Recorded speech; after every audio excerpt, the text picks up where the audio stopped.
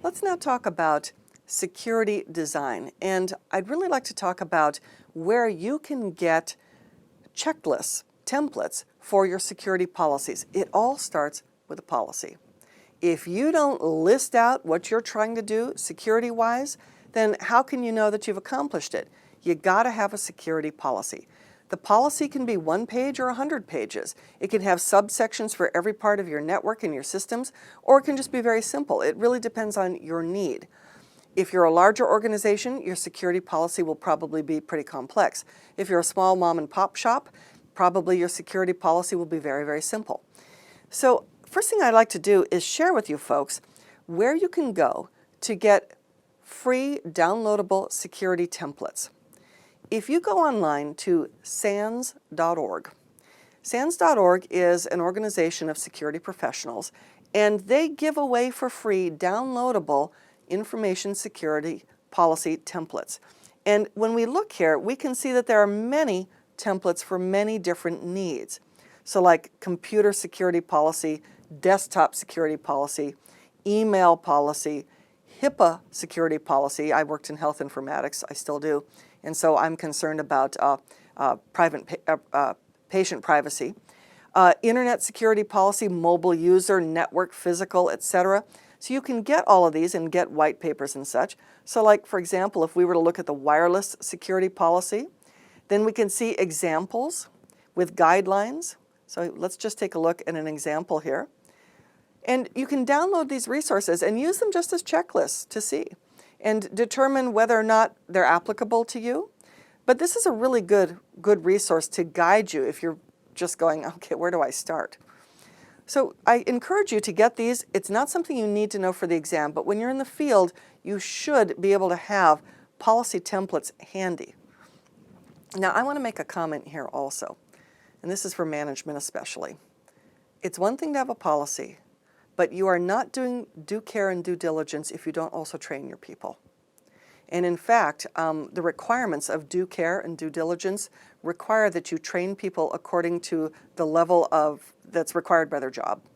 And so like, for example, I've seen many times where management will just send out an email.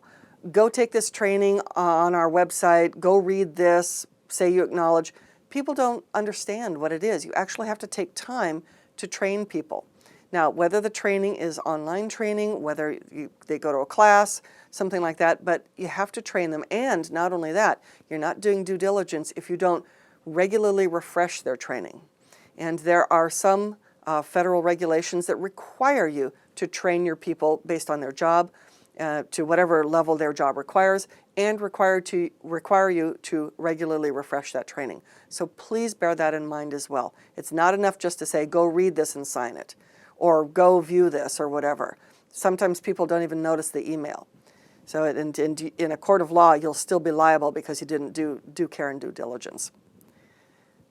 So if we go back to our slides, let's talk about security design technique. We already know that there are a whole slew of templates that we can use as checklists to download different security policies. Start with a policy. Look for everything that you're trying to protect. Remember how we were talking about risk approaches to security. So the very first thing is, what is it that you have that you're trying to protect? We've got these servers, these folders, this data. Remember, you're not protecting just data. You're not protecting just hardware. You're also protecting processes, people, proprietary information, like maybe you have the secret formula to some kind of food or something. You'll have trademarked stuff. So you're protecting documentation. You're protecting all kinds of things. And IS auditing is not just about protecting what's on a computer. It's also access to those computers. It's the training that people have. It's their awareness of how to work with computers, the awareness of security involved with everything, including the environmental, physical, the cameras, the locks and the keypads on doors and the cameras. So inventory everything you have. Now that you've got a big list, and get a bunch of people in on this, get a big inventory, sort of categorize what it is. then look at, okay, what are the risks? Now remember, we talked about risks before. Let's say I've got these servers. What are the risks to these servers? Identify those risks. Well, the servers could be stolen. The hardware could fail. There could be a lightning strike that gets past the UPS and blows up the power supply or the motherboard. That has happened. In fact, I was on this one job site in another nation, and there was a big storm, and it blew out computers in half a town that were part of this whole sort of government installation. It could get a virus. It could be hacked. Someone could steal a part off of it. I came into a site one day, and someone had opened up a server and taken the motherboard. So I mean, that seems funny, but that sort of thing does happen. The data could be accidentally deleted or corrupted somehow. So you just go down the line and list all the possible threats and risks to every asset that you have. And not all risks have a very high threat level. Remember how we were talking about you want to either assign a dollar value to a risk, or you want to qualify it based on the probability and the impact. And so okay, maybe we can't assign a dollar value to one thing, but we know that the probability on a scale of 10 will be a 9 and the impact is an 8. And of course, this is a subjective judgment, but you just basically get the opinion of a bunch of informed people. So you have a sense of relatively what's more critical than something else. Some things you can very clearly set a dollar value to. You can say, remember that big virus attack we had that one year? And it took us out for 3 days, and the database server was down for 3 days. And ordinarily the sales guys generate $100,000 of new business every day, and so that was $300,000 just in lost sales. Plus, it took our department of 10 people, and you can actually put a dollar value on it. And remember, as I've said before, when you quantify with a dollar value, don't just simply have the hard costs. Include all the man hours that where people that might be part of their job, but they were taken away from something else just to do this. So include all the soft costs as well.